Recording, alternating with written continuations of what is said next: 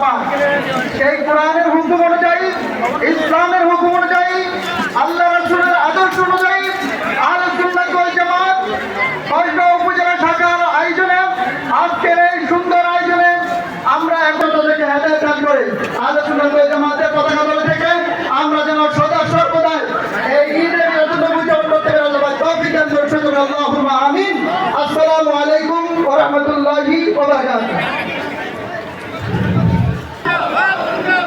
সকল ঈদের সারা ঈদ আল্লামা সাদুদ্দিন সাহেবের আগমন, ডক্টর সাদুদ্দিন সাহেবের আগমন, সম্মানিত উপস্থিতি,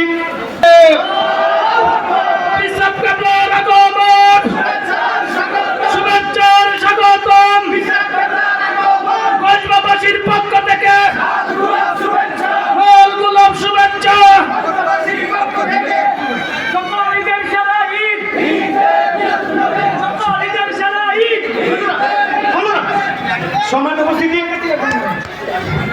আমি বিনীতভাবে অনুরোধ করছি, হুজুর আলোচনা করবে, আপনারা বিনীতভাবে স্টেজটা ক্লিয়ার করেন।